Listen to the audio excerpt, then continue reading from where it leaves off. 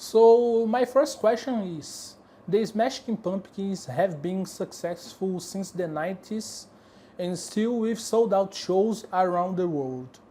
Have you tried to adapt your presentations over the years or tried to maintain the essence of counterculture? I don't think we're capable of adapting who we are. So unfortunately, or fortunately, I think we just do what we do. And sometimes people like it and sometimes people seem very confused by it. Okay, so we can say that we have a new Smashing Pumpkins. So You can say that. I don't know. It still feels like the same old Smashing Pumpkins to me. in the same way, the Smashing Pumpkins reached their most successful moment at a time when songs had a different production, with longer duration, with music videos, and other forms of propagation. Did the change in the music market influence the band's career? Well, yes, I think the most important thing to point out about those times was when the music business started to fail in the late 90s and early 2000s. The rise of Napster is, of course, the most obvious component, but of course, there's other reasons for that. You know, the artists that were successful in the 90s lost a lot of money that they would have made for record sales.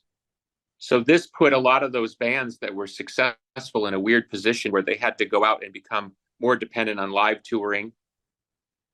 And when they put out new music, like if you put out a new album in 2005 or something, well, then somebody would write an article and say, oh, you didn't sell many records.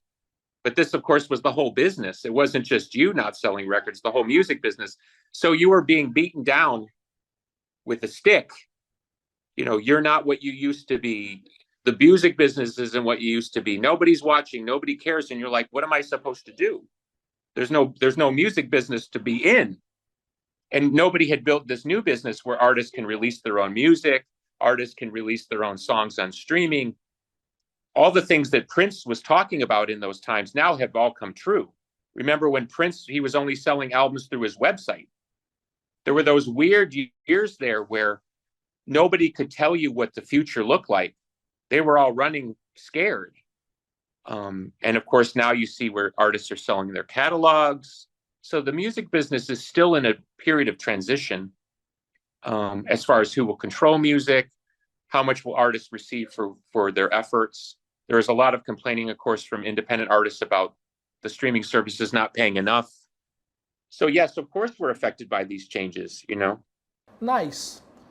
In the same way, talking about this new era of the music, currently we see the growth of other genres such as pop and country and even new productions of a different style of rock.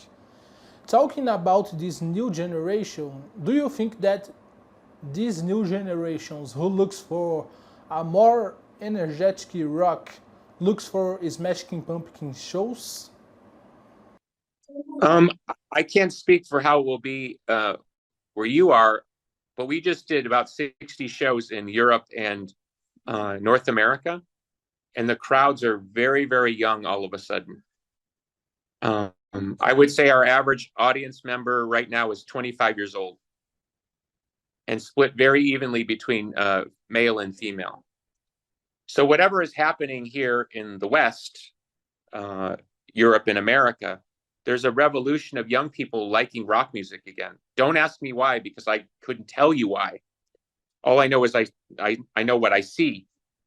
And I see also many people, young people wearing our t-shirts, talking about our band, social media. So something is happening. There's many theories why this is happening, but I can't tell you what is the truth, you know. Okay, I have two more questions now. The first one is about this new album, Atom. I think the band presented a heavier rock to your fans, and I want to know if this more energetic rock is related to the changes in band members trying to explore something new. No, not at all. No. It's just I get bored and I go in a different direction. So it's whatever I want to do that year. That's all. Very simple. Plus, don't forget that album was made mostly during the pandemic. So the feeling in America, again, I can't speak for other parts of the world, but the feeling in America was very claustrophobic. We couldn't go outside. I own a restaurant where I live. People couldn't come in the restaurant. They could only come in with a mask and get the food and leave, or they could sit outside in the cold and eat, freezing. It was so stupid, this shit, right? So we were living in a very strange time. So when you're stuck at home for months and months and months at a time, making a strange record seemed to be normal. Okay, so the album is like a way to put the emotions away? Yeah, absolutely. Cool. My last question here. Recently, in an interview to a Brazilian website, you spoke about your failed attempts to come to Brazil on tour. Now it has finally come. Are you excited to meet the Brazilian fans again?